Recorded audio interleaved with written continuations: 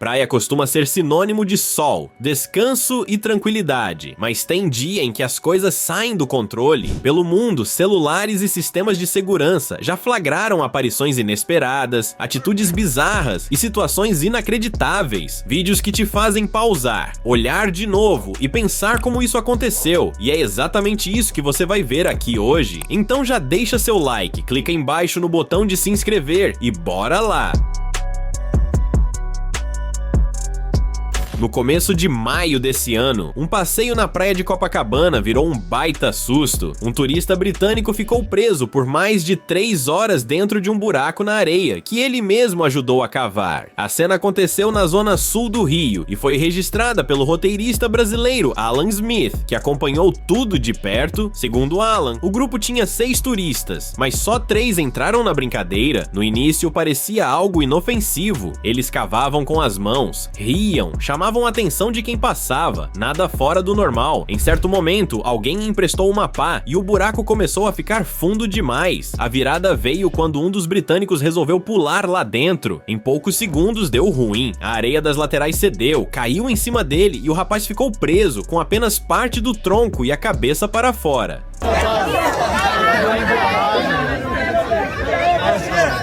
Não faz isso. Agora os caras deram gelado pra ele tomar aqui gelada. Ele tentou sair, os amigos puxaram, mas não teve jeito. Quanto mais gente se aproximava, mais a areia desmoronava. O problema é que o buraco estava abaixo do nível do mar. Segundo Alan, havia risco real de o turista ser completamente coberto pela areia. A situação que parecia brincadeira virou tensão. Logo se formou um mutirão. Banhistas, vendedores e guarda-vidas começaram a ajudar. Uns cavavam ao redor, outros tentavam improvisar com madeira e cordas. Enquanto isso, curiosos filmavam e comentavam. Em meio ao caos, alguém ainda deu uma cerveja pro britânico se hidratar. Depois de mais de 3 horas de esforço, o resgate finalmente deu certo. Quando ele saiu, a praia inteira aplaudiu. Ficou o alívio e também o aviso. Às vezes uma brincadeira simples pode acabar muito perto de uma tragédia.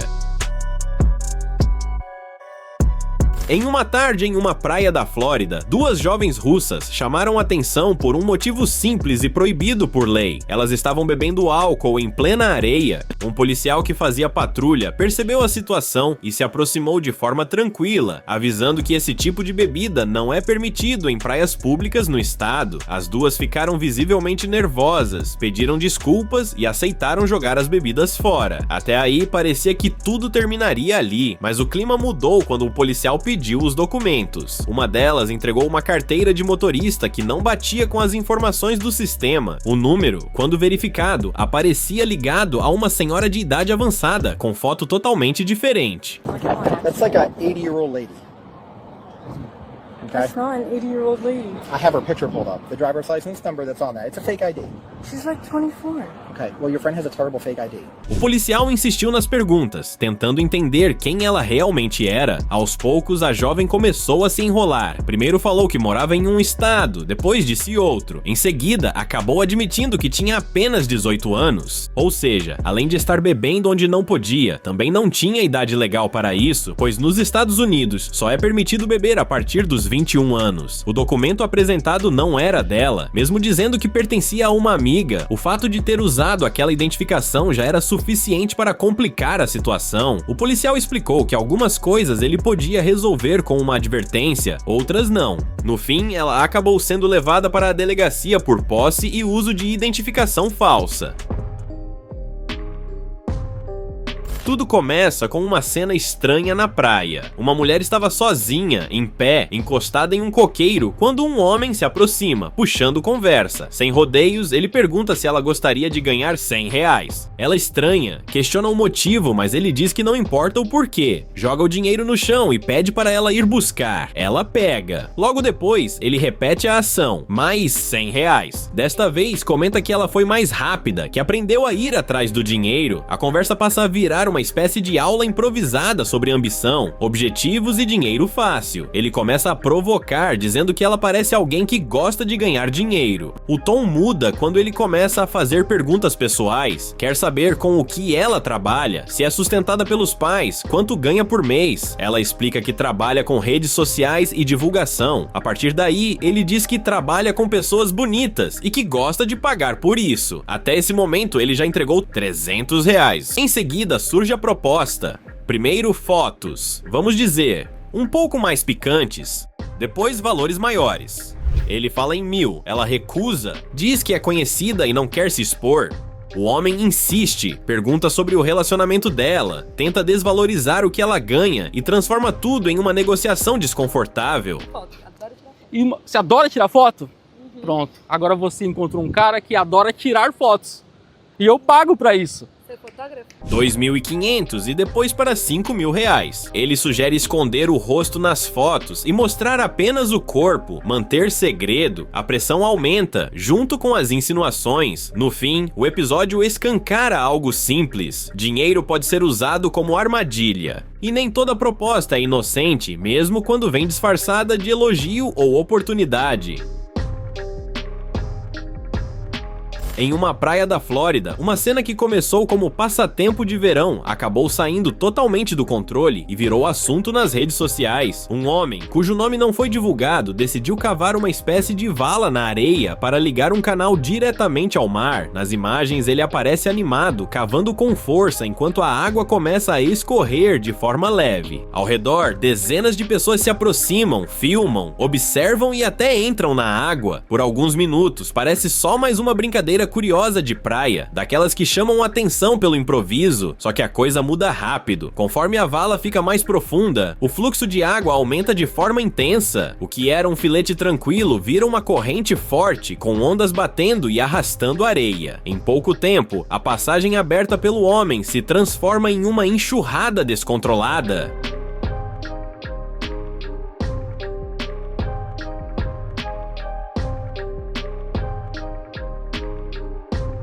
A multidão que antes ria e assistia de perto começa a se afastar. A situação claramente deixa de ser segura. O vídeo termina com a informação de que a polícia precisou intervir para encerrar a brincadeira. Mesmo sem mostrar o momento exato da ação dos agentes, apesar do susto, não houve registro de feridos.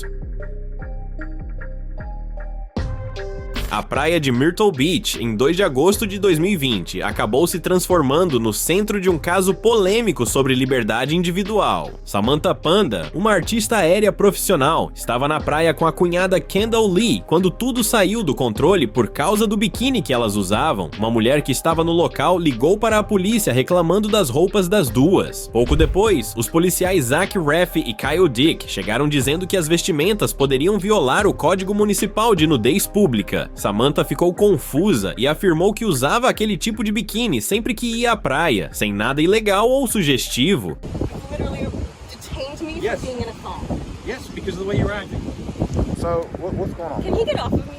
A situação rapidamente ficou tensa. Quando Samantha tentou se afastar da abordagem, os policiais decidiram algemá-la, alegando que ela estava atrapalhando a investigação. Nesse momento, o namorado dela começou a gravar tudo. No vídeo, Samantha questiona por que estava sendo tratada como criminosa se ninguém estava nu, dizendo que aquilo parecia um excesso de autoridade. Os policiais citaram a seção 530 do Código de Myrtle Beach, que proíbe a exposição de áreas como nádegas e mamilos em locais públicos.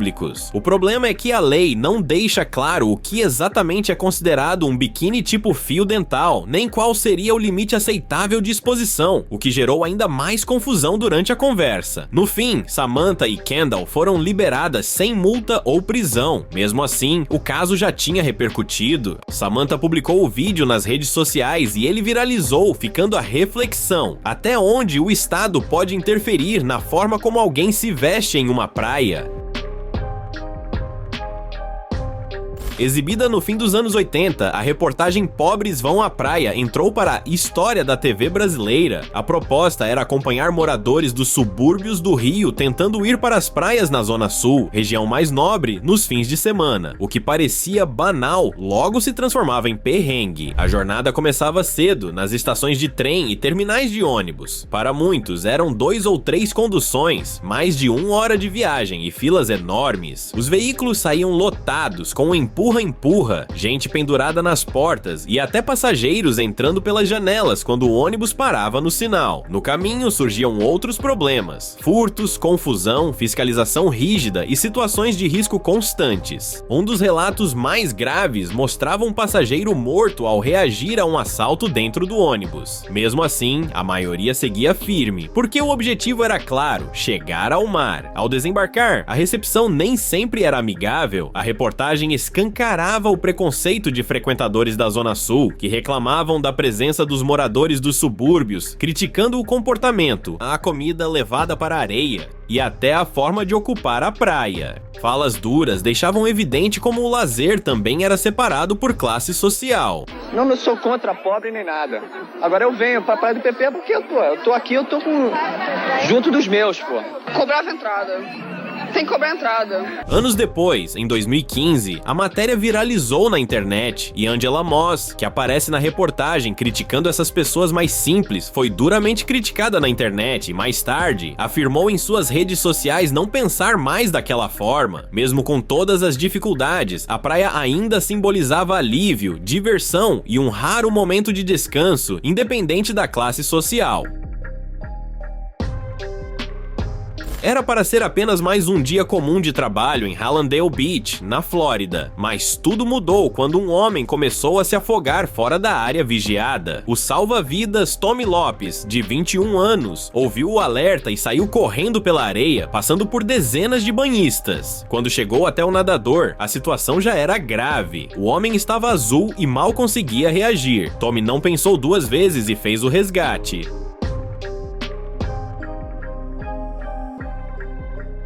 A vida foi salva, mas a reação que veio depois surpreendeu todo mundo. Em vez de reconhecimento, Tommy foi demitido. O motivo foi uma regra da empresa privada responsável pelos salva-vidas, a Jeff Ellis Management. Segundo a norma, os profissionais não podem abandonar seu posto nem sair da área delimitada de atuação, mesmo em casos de emergência. O posto de Tommy ficava a cerca de 100 metros de onde o homem se afogava. Para a empresa, isso gerava problemas de responsabilidade civil. Para os colegas de trabalho, a regra era absurda. A revolta foi imediata. 7 salva-vidas pediram demissão em solidariedade, dizendo que não aceitariam trabalhar em um sistema onde seriam obrigados a assistir alguém morrer sem agir. Um deles, Brian Ritchie, chegou a entregar o apito e a camisa ali mesmo, afirmando que escolheria salvar vidas sempre que fosse preciso, mesmo que isso custasse o emprego.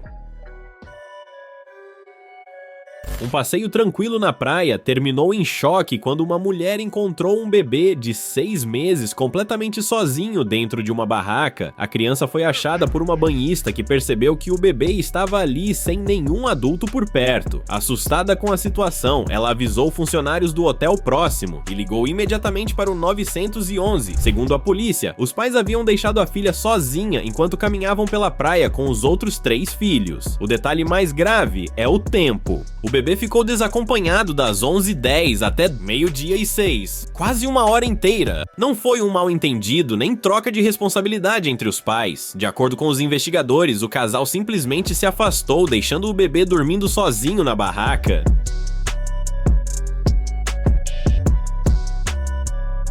O pai contou à polícia que as outras crianças correram pela praia e que ele e a esposa foram atrás delas. Segundo ele, como era horário de soneca, decidiram não acordar a filha. O problema é que um bebê de 6 meses não tem qualquer capacidade de se proteger. Especialistas alertaram que a criança poderia ter rolado, sufocado ou passado mal sem ninguém perceber. Quando os policiais chegaram, confirmaram que o bebê estava realmente sozinho e sem supervisão. O casal, Brian e Sarah Wilkes, do Texas, crianças, acabou sendo preso e acusado de negligência infantil. O caso causou revolta nas redes sociais. Muita gente comentou que sente medo até de deixar cadeira e bolsa sozinhas na areia, quanto mais um bebê. Autoridades reforçaram que não existe justificativa aceitável para deixar uma criança sem vigilância, nem por poucos minutos.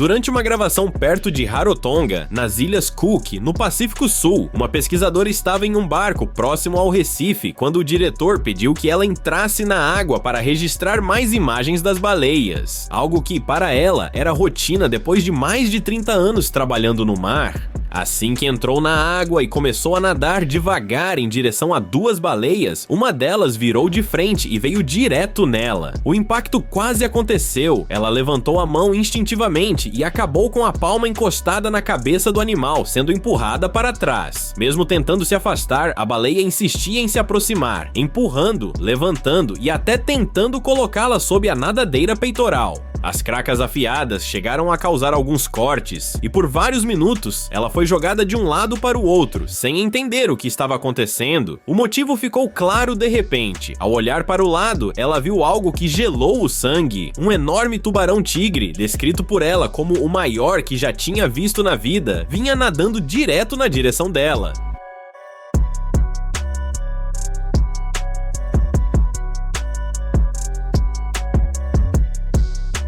Foi nesse momento que a baleia reagiu de forma ainda mais firme, colocando a pesquisadora sobre a própria cabeça e empurrando-a rapidamente até o barco. Ela ficou ali por cerca de 10 minutos, literalmente sendo levada para longe do perigo. Mais tarde, o episódio passou a ser interpretado como um possível exemplo de comportamento altruísta das baleias jubarte, algo já estudado por outros cientistas. O mais impressionante veio depois. Cerca de um ano depois, a mesma baleia voltou ao local, reconhecível por marcas na cauda e uma cicatriz na cabeça. Ao se reencontrarem, o animal se aproximou apenas dela, em um momento que a pesquisadora descreve como profundamente emocional, um daqueles encontros difíceis até de acreditar, mesmo para quem vive no mar. Um vídeo começou como mais uma entrevista de rua, mas rapidamente virou assunto nas redes. De um lado estava um youtuber e jornalista conhecido por fazer perguntas diretas e provocativas. Do outro, uma modelo e fitness influencer, acostumada a câmeras, mas não exatamente a esse tipo de abordagem. O encontro aconteceu em um clima descontraído, com perguntas que iam ficando cada vez mais picantes, misturando temas de relacionamento, preferências pessoais e opiniões bem francas. If you get a really hot guy who's not that great in bed, a lot of them are like willing to take direction. You can, lead a horse to water and teach him how to drink it too. She must be a good teacher over here. O que mais chamou a atenção não foi exatamente o conteúdo das perguntas, já esperadas para quem conhece o estilo do entrevistador, mas a forma como ela respondeu, sem rodeios, sem constrangimento e com uma naturalidade que muita gente não está acostumada a ver em entrevistas públicas. Em vez de fugir dos assuntos ou tentar amenizar, ela entrou no jogo e respondeu tudo com segurança, como se estivesse conversando com amigos. O problema começou depois que o vídeo foi publicado. A repercussão foi grande e uma parte do público caiu matando, dizendo que uma influenciadora fitness não deveria se expor desse jeito, criticando o tom das respostas e até questionando sua imagem profissional. No fim, fica a pergunta: até que ponto uma mulher pode falar abertamente sobre temas considerados tabus sem ser julgada por isso?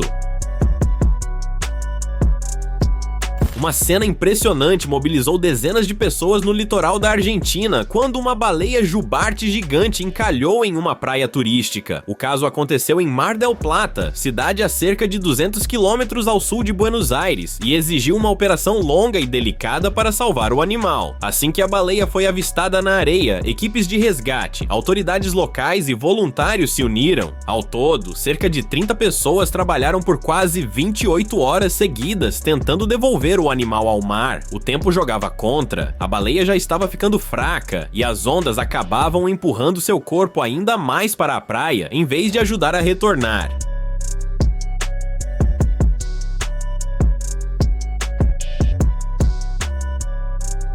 No começo, os socorristas tentaram métodos mais diretos. Cavaram valas na areia para aliviar a pressão do corpo e facilitar o movimento. A guarda costeira também levou um guindaste para tentar remover a baleia, mas o peso enorme tornou a tentativa inútil. Com o passar das horas, a preocupação aumentou. Quanto mais tempo o animal ficava fora da água, maior era o risco. Foi então que os resgatistas mudaram de estratégia. Um grande arnês foi preso ao corpo da baleia e um rebocador entrou em ação para puxá-la com cuidado em direção ao mar aberto. Dessa vez, funcionou. Aos poucos, a baleia se soltou da areia, ganhou profundidade e começou a nadar sozinha. Quem acompanhava o resgate na praia comemorou ao ver o animal seguir seu caminho. O caso terminou com alívio geral e a sensação de que o esforço coletivo fez a diferença. Para muitos envolvidos, foi um daqueles momentos raros em que pessoas comuns se juntam para salvar uma vida gigante. Não olvides suscribirte